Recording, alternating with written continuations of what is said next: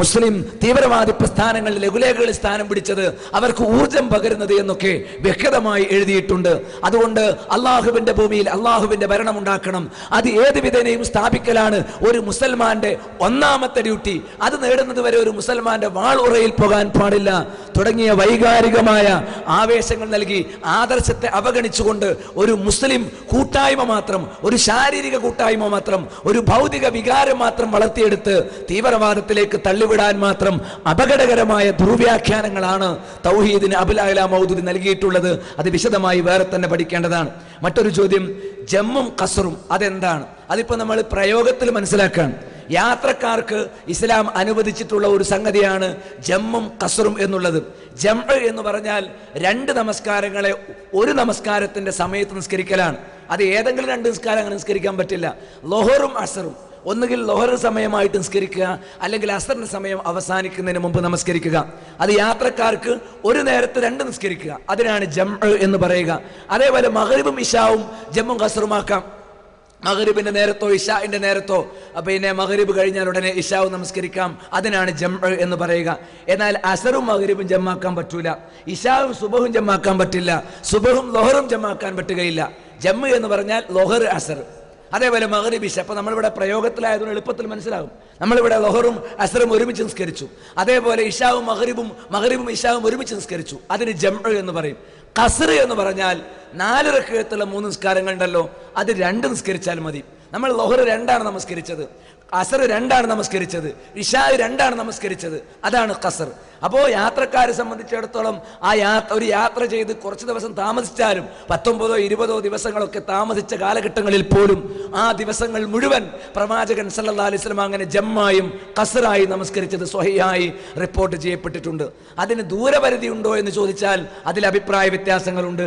എന്നാലും ഒരു യാത്ര എന്ന് പറയാവുന്ന അവസ്ഥ ഉണ്ടാകണം എന്ന് മാത്രമാണ് ഇപ്പോൾ അതേക്കുറിച്ച് പറയാനുള്ളത്. ഇതല്ലാതെ ജമ്മും ഖസ്റും അനുവദിക്കപ്പെട്ടത് നല്ല മഴയാണ് എങ്കിൽ മഗ്രിബ് നമസ്കരിക്കുമ്പോൾ ശക്തമായ മഴ വന്ന് ഇനി വീട്ടിൽ പോയി ഇശാഇന്റെ ജമാഅത്തിന് കൂടി പള്ളിയിലേക്ക് വരാൻ പ്രയാസകരമായ ഒരു അന്തരീക്ഷം ഉണ്ടാകുമെങ്കിൽ നാട്ടിൽ തന്നെ യാത്രയല്ലെങ്കിൽ തന്നെ മഗ്രിബിന്റെ കൂടെ ഖസ്റാക്കാതെ ജമ്മായി ഇശാവ് നമസ്കരിക്കുന്നതിന് വിരോധമില്ല. ഇങ്ങനെയാണ് മറ്റൊരു ഘട്ടത്തിൽ ജമ്മും ഖസ്റും അനുവദിക്കപ്പെട്ടത്. വിശദാംശങ്ങൾ നിങ്ങൾ പിന്നീട് പഠിക്കേണ്ടതാണ്. വേറൊരു ചോദ്യം, ഹോട്ടലിലെ ഫുഡ് ഹലാലാണോ എന്ന് അറിയില്ലെങ്കിൽ എന്ത് ചെയ്യും? ഹലാലാണ് എന്ന് ഉറപ്പുള്ളത് കഴിക്കലാണ് നല്ലത്. കഴിച്ചില്ലെങ്കിൽ ഒരു നിവൃത്തിയില്ലെങ്കിൽ മാത്രമേ അല്ലാത്തൊരു രീതി സ്വീകരിക്കാവൂ.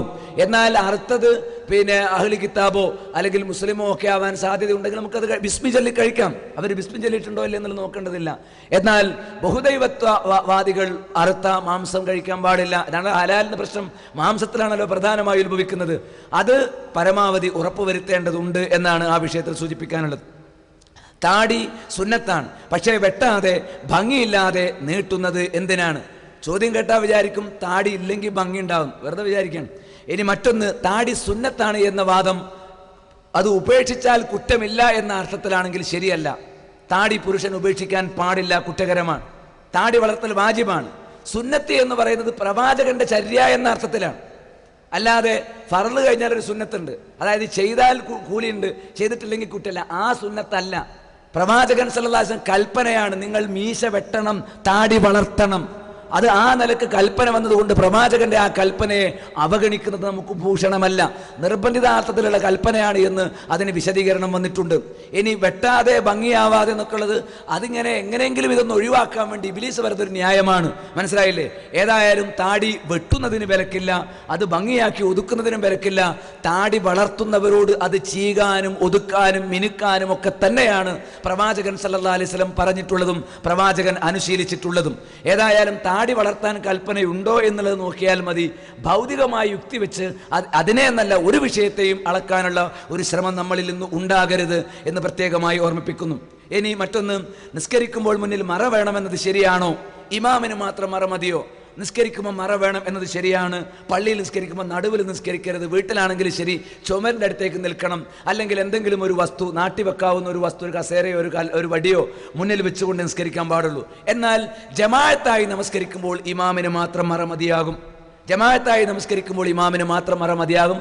ഒറ്റയ്ക്ക് നിസ്കരിക്കുന്നത് സുന്നത്താണെങ്കിലും അത് വീട്ടിൽ വെച്ചുള്ള നമസ്കാരമാണ് എങ്കിലും ആണാണെങ്കിലും പെണ്ണാണെങ്കിലും മറ സ്വീകരിക്കണം എന്നത് പ്രത്യേകം ഓർമ്മിപ്പിക്കുന്നു. അമുസ്ലിം സ്ത്രീകളുടെ മുന്നിൽ ഹിജാബ് സ്വീകരിക്കണമോ?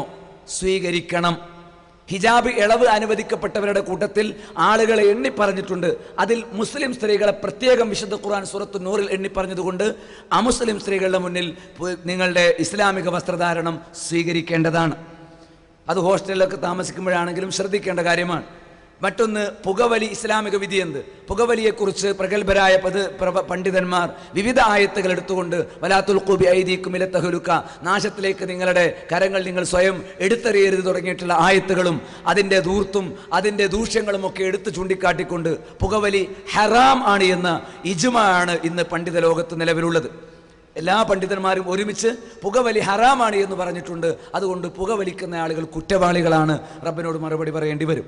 മറ്റൊരു ചോദ്യം, ഇതര മതസ്ഥരുമായുള്ള വിവാഹം തെറ്റാണോ? അത് സാധാരണഗതിയിൽ ഇതര മതസ്ഥരുമായുള്ള വിവാഹം തെറ്റാണ്.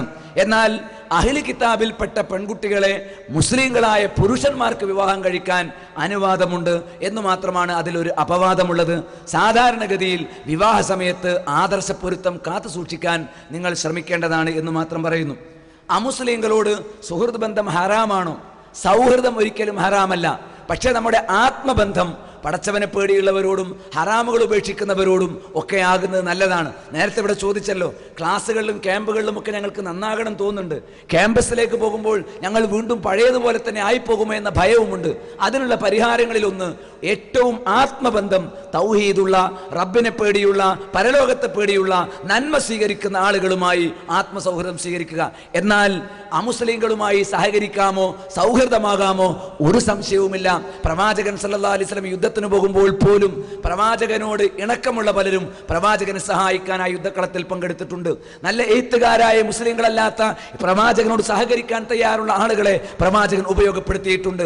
തൻ്റെ വീട്ടിലൊരു ഭക്ഷണത്തിന്റെ ആവശ്യം വന്നാൽ ജൂതന്റെ വീട്ടിൽ നിന്ന് പോലും പ്രവാചകൻ കടം വാങ്ങിയിട്ടുണ്ട്. മരിക്കുന്ന കാലത്ത് പോലും നമുക്കറിയാമല്ലോ, പ്രവാചകന് ധാന്യം ആവശ്യമായി വന്നപ്പോൾ പണയം വെച്ച് കടം വാങ്ങിയത് അയൽപക്കത്തുള്ള ഒരു ജൂതനോടായിരുന്നു. അപ്പോൾ മാനുഷിക ബന്ധം, ഭൗതിക ബന്ധം അത് ആ മുസ്ലിങ്ങളുമായി ആകാം. ഇസ്ലാമിനെ തകർക്കണമെന്ന് ഉദ്ദേശിക്കാത്ത, നമ്മെ നശിപ്പിക്കണമെന്ന് ചിന്തിക്കാത്ത ആളുകളോട് നന്മയിൽ വർത്തിക്കാനും അവരോട് സഹകരിക്കാനും ഇസ്ലാമിന്റെ കൽപ്പനയുണ്ട് എന്ന് നേരത്തെയും സൂചിപ്പിച്ചു. സൗഹൃദം നമുക്കുണ്ട്. പക്ഷേ ആ സൗഹൃദം ആത്മാർത്ഥമാണ് എങ്കിൽ അവർ നരകത്തിലേക്കുള്ള ഒരു വിശ്വാസം സ്വീകരിച്ചിട്ട് നിങ്ങളിൽ നിന്ന് അവരത് കേൾക്കാതെ പോകരുത്. അവരോട് നിങ്ങൾക്ക് ശരിക്കും സ്നേഹമുണ്ടെങ്കിൽ അവർ നരകത്തിൽ പോകരുത് എന്ന ഒരു ചിന്ത നിങ്ങൾക്കുണ്ടായിരിക്കണം എന്ന് ഞാൻ പ്രത്യേകമായി ഓർമ്മിപ്പിക്കുകയാണ്. നമ്മുടെ കൂടെ പഠിക്കുന്ന, നമ്മോട് സൗഹൃദം വെച്ച് പുലർത്തുന്ന ഒരു അമുസ്ലിമായ ഒരു വ്യക്തി ഇസ്ലാമിന്റെ യാഥാർത്ഥ്യവും തൗഹീദും തിരിച്ചറിയാതെ പോകരുത്. കാരണം നമ്മൾ കൂടി മറുപടി പറയേണ്ടി വരും. നാളെ നമ്മുടെ സുഹൃത്ത് നമുക്കെതിരെ വിരൽ ചൂണ്ടുന്ന ഒരു സാഹചര്യം, ഞാൻ അവന്റെ കൂടെ ഇത്ര വർഷം പഠിച്ചിട്ട് ഹോസ്റ്റലിൽ താമസിച്ചിട്ട് ഇത്ര കാലം ജോലി ചെയ്തിട്ട് ഇസ്ലാമാണ് യഥാർത്ഥ സത്യം എന്ന് അറിയാൻ എനിക്ക് അവസരമുണ്ടായില്ലല്ലോ എന്ന് നാളെ നമ്മെ ചൂണ്ടി നമ്മുടെ മുസ്ലിങ്ങളല്ലാത്ത സുഹൃത്തുക്കൾ പറയുന്ന ഒരു ഗതി വരാതിരിക്കാൻ ഓരോരുത്തരും ഒരു ഉണരണമെന്നും ഓരോരുത്തരിൽ നിന്നും തീരുമാനം ഉയരണമെന്നും സാന്ദർഭികമായി ഞാൻ ഓർമ്മിപ്പിക്കുന്നു. ഇനി ഒരു ചോദ്യം കൂടി മാത്രമേ ഇവിടെ എഴുതി കിട്ടിയതിൽ അവശേഷിക്കുന്നുള്ളൂ. അതുകൂടി പറഞ്ഞ് അവസാനിപ്പിക്കുകയാണ്. റസൂൽ സല്ലല്ലാഹു അലൈഹി വസല്ലമിൻ്റെതാണ് എന്ന് ഉറപ്പുള്ള തിരുകേശം മുക്കിയ വെള്ളം ബർക്കത്തിന് വേണ്ടി ഉപയോഗിക്കാൻ പറ്റുമോ? റസൂൽ സല്ലല്ലാഹു അലൈഹി വസല്ലമയുടെ വിയർപ്പ് ബർക്കത്തെടുക്കാൻ ഉപയോഗിക്കാമോ? റസൂൽ സല്ലല്ലാഹു അലൈഹി വസല്ലം കുപ്പായ മുക്കിയ വെള്ളം രോഗശമനത്തിന് ഉപയോഗിക്കാമോ എന്നാണ് ഒരു സുഹൃത്ത് എഴുതി ചോദിച്ചിരിക്കുന്നത്. എനിക്കിവിടെ മൊത്തത്തിൽ പറയാനുള്ള ഒരു കാര്യം, അവശിഷ്ട പൂജ എന്ന് പറയുന്നത് ഒരു സമ്പ്രദായമായി നമ്മുടെ നാട്ടിൽ വളർന്നു വരുന്ന ഒരു അപകടാവസ്ഥയെ മുന്നിൽ നിർത്തിക്കൊണ്ട് വേണം നമ്മൾ ഈ വിഷയം ചർച്ചക്കെടുക്കാൻ. കാരണം പ്രവാചകൻ സല്ലല്ലാഹു അലൈഹി വസല്ലമ മറ്റാരെയും പോലെയല്ല. പ്രവാചകന്റെ ജുബ്ബക്ക് പ്രത്യേകതയുണ്ട്, അതിൽ നിന്ന് ബറക്കത്തെടുക്കാൻ പറ്റും. പ്രവാചകന്റെ മുടിയും അങ്ങനെ തന്നെയാണ്. പ്രവാചകന്റെ വിയർപ്പുകൾ പോലും ബറക്കത്തിന് വേണ്ടി ചില ആളുകൾ സൂക്ഷിച്ചു വെച്ചിട്ടുണ്ട്. പക്ഷേ അത് പ്രവാചകന്റേതിന് മാത്രമാണ്. എന്നാൽ പ്രവാചകൻ ജനിച്ച് ജീവിച്ച മക്കത്തോ പ്രവാചകൻ മരണമടഞ്ഞ മദീനയിലോ എത്ര കാലം പ്രവാചകൻ ഒരുപാട് കാലം അവർക്കിടയിൽ ജീവിച്ചില്ലേ?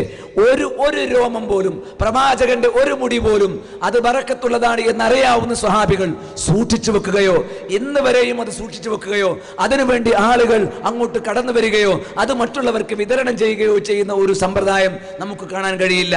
പ്രവാചകന്റെ മുടിയാകട്ടെ മറ്റു ശേഷിപ്പുകളാകട്ടെ അതൊന്നും സത്യസന്ധമായി ഇന്നയിടത്ത് നിലനിൽക്കുന്നുണ്ട് എന്ന് കൃത്യമായി പറയാവുന്ന ഒരു രേഖയും ഇല്ല.